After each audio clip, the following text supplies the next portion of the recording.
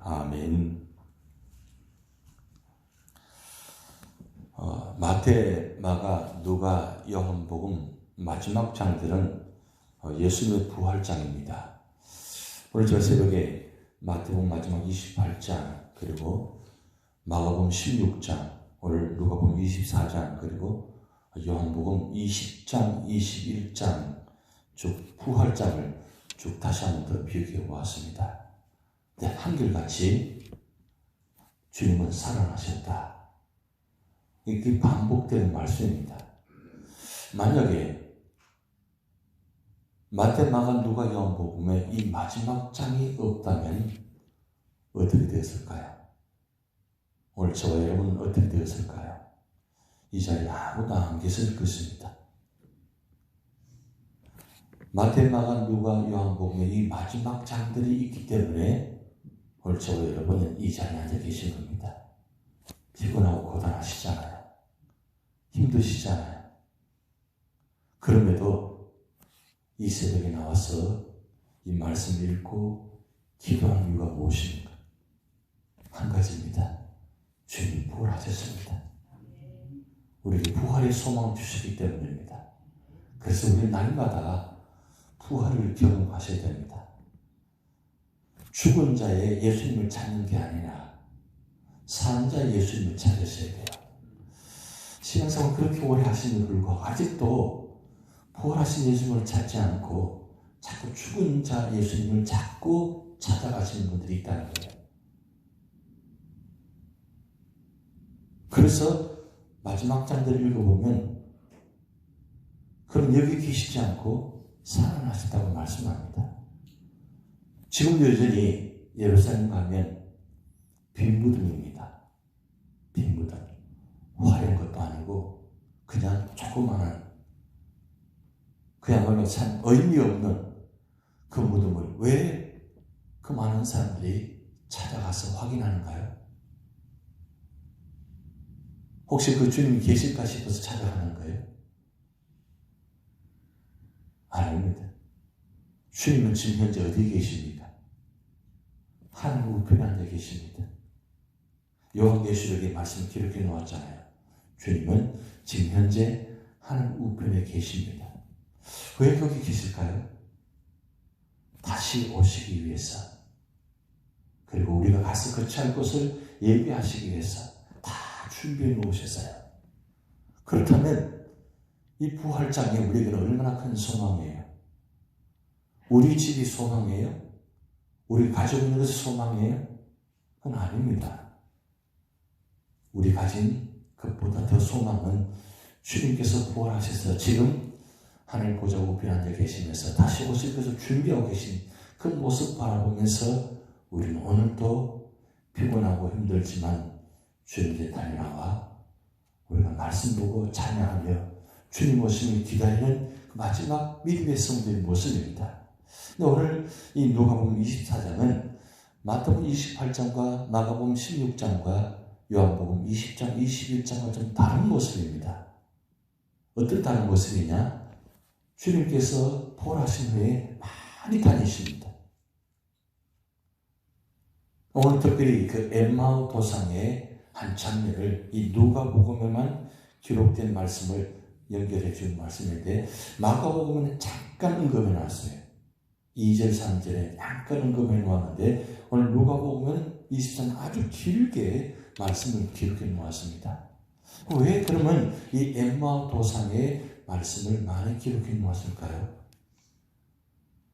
오늘 특별히 25절 말씀에 이르시되 미련하고 선지자들이 말한 모든 것을 마음에 들이 믿는 자들이여 라고 말씀을 하고 있습니다.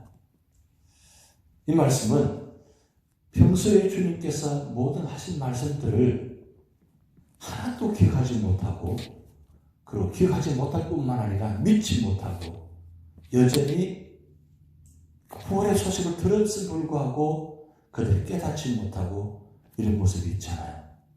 우리가 이 말씀을 자세히 들여다보면 예수님 제자들이 그 부활하신 후에 살아나셨다는 소식을 듣고 그들이 복음을 전한 것이 아니라 그들이 한 곳에 모여가지고 과연 그된 일이 그럴까? 이렇게 말씀이 기록되어 있어요. 분명히 여인들이 가서 무덤을 확인하고 천사를 통해서 말씀을 듣고 가서 그 사실을 전했음에도 불구하고 그들은 어떻게 했습니까? 믿지 못했다고 그랬어요. 그리고 이 엠마오 도상에 이 말씀 왜 많이 기록해 놓았냐? 여기 있는 엠마오 도상의 두 제자는 예수님 12사도가 아닙니다. 11명의 제자가 아닙니다. 아마 70명의 제자가 아닐까 그런 생각이 들어요. 그런데 그 여인들을 통해서 그 소식을 들었단 말이에요. 들었으면 그 사실을 믿고 그리고 그 말씀을 확신해야 되잖아요. 그런데 이 엠마오 도상의 두 제자는 그 예루살렘을 떠나서 엠마오로 내려갔다는 뜻입니다. 그냥 삶을 포기하고 그냥 다 끝났다고 생각하고 돌아갔다는 뜻이에요. 그런데 삶의 자리를 찾아갔다는 뜻입니다. 그런데 예수님께서 어떻게 하십니까? 함께 동행합니다. 동행하는데 그들이 예수님을 알지 못합니다. 그런데 계속적으로 주님이 말씀합니다. 그 된 일을 물으시고 무엇 때문에 이렇게 하냐. 근데 그들이 그대로 상세하게 예루살렘에 일어난 일들을 이야기합니다. 그 이야기를 들으면서 예수님께서 말씀하시잖아요. 미련하고 그리고 승리를 말한 모든 것을 믿지 못하는 자들이여 라고 말씀하면서 그리고 다시 한 번 더 26절 27절에 이 모든 된 일을 구약에 예언된 일들을 다시 한번 확인하면서 다시 한번 설명합니다. 그리고 요한복음에만 나타난 말씀이 아니라 오늘 누가복음에만 나타나는 아주 특별한 말씀이 나타나는데 그들과 함께 들어가서 식사를 같이 합니다. 왜 이렇게 말씀을 기록해 놓았을까요? 예수님은 완전한 인간이시라는 걸, 이 누가복음 주제를 지금 말씀하고 있는 겁니다. 누가복음 주제는 사랑의 아들 예수 그리스도. 그분이 지금 42절 말씀 보면 이에 구원 생선 한 토막을 드리니 43절 받아서 그 앞에서 잡수시더라. 지금 예수님께서 이렇게까지 하신 이유가 무엇입니까? 내가 진짜라는 거야. 진짜라는 겁니다. 결국 예수님 부활은 완전한 부활의 뜻입니다. 그 모습을 가지고 주님 승천하시고 지금 그 모습 그대로 가지고 지금 하나님 보좌 우편에 앉아 계신다는 뜻입니다. 오늘 이 말씀은 무슨 말씀이냐면 제자 훈련을 철저하게 하라는 걸 받으라는 겁니다. 제자 훈련. 우리가 교회에서 제자 훈련하는 이유가 무엇인 줄 아십니까? 우리가 말씀을 읽으면 다 알 수 있나요? 다 깨달을 수 있나요? 모릅니다. 그래서 할 수만 있으면 힘들어도 제자 훈련 받는 이유가 바로 그것입니다. 한 가지 한 말씀 들을 때 깨닫게 하는 말씀들.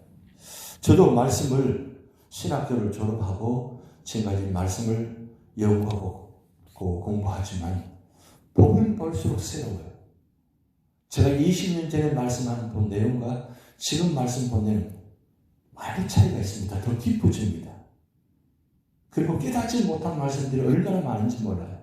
그래서 말씀 보면 볼수록 말씀이 참 무궁무진하다.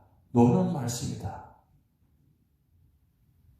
여러분 말씀이 궁금하지 않아요? 말씀을 더 보고 싶지 않아요? 그 말씀 속에 담긴 의미를 더 깨닫고 싶지 않아요? 그런 마음이 불릴 때 일어나게 돼요. 왜 그러냐? 오늘 이 말씀 예수님께서 다시 한번 확인하잖아요. 3년 동안 예수님 얼마나 많은 말씀을 전했습니까? 아마도 구약에 있는 말씀들을 많이 가르쳤을 것입니다. 사실은 3년 동안 예수님께서 3가지 일을 하셨잖아요. 회당에서 가르치시고 그리고 복음을 전파하시고 그리고 병든 자를 고치셨지만 사실은 들여다보면 3년 동안 12명의 제자를 집중적으로 동고동숙하시면서 3년 동안 24시간 365일을 3번에 거쳐가면서 철저하게 12명의 제자를 훈련시킨 겁니다. 그렇게 훈련시키도 불구하고 그들을 깨닫지 못했잖아요. 그래서 예수님 보고 나서 다시 한 번 더 만나셔서 다시 한 번 확인합니다. 다시 한 번 더 가르치십니다. 할 수만 했으면 말씀을 가르치려 하는 이 예수님 모습, 왜 그렇게 하는 거예요? 깨닫지 못하기 때문입니다. 3분만 해도 그들은 깨닫지 못했잖아요. 우리가 얼마나 배워야 더 깨달을 수 있을까요? 결국 주님 부르시는 그날까지 우리는 할 수만 있으면 말씀을 통해서 배워야 됩니다. 그래도 더 깨달아야 돼요. 더 깊은 말씀, 더 은혜의 말씀. 그래서 그 말씀을 듣고 확신해가지고 그 주님의 빈 무덤을 찾아가는 자리가 아니라, 죽음에 있는 자리를 찾아가는 것이 아니라 부활하신 예수님을 찾아가는 자리. 그래서 내가 부활해야 된다는 거죠. 우리 신앙생활이 부활되어져야 돼요. 왜 죽은 자의 모습처럼 살아가느냐 이거죠.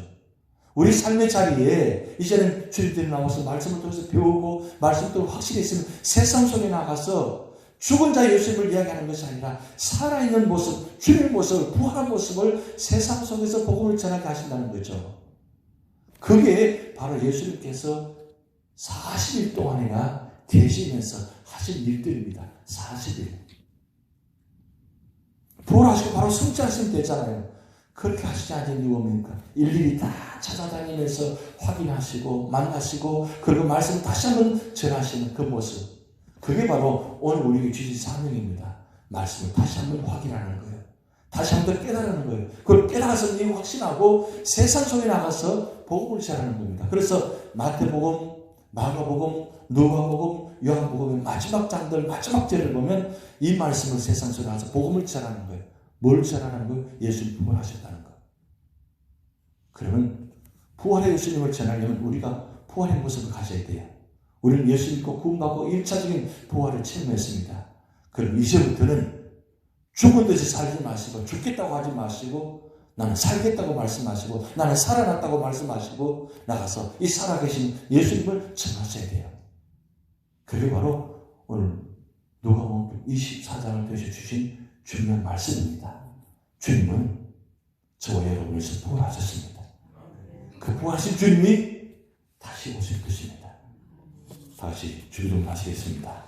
하늘에 계신 우리 아버지여, 이름이 거룩히 여김을 받으시오며 나라의 임하옵시며 뜻이 하늘에서 이룬 것 같이 땅에서도 이루어지이다. 오늘날 우리에게 일용할 양식을 주옵시고 우리가 우리에게 죄진 자를 사하여 준 것 같이 우리 죄를 사하여 주옵시고 우리를 시험에 들게 하지 마옵시고 다만 악에서 구하옵소서. 대개 나라와 권세와 영광이 아버지께 영원히 있사옵나이다. 아멘.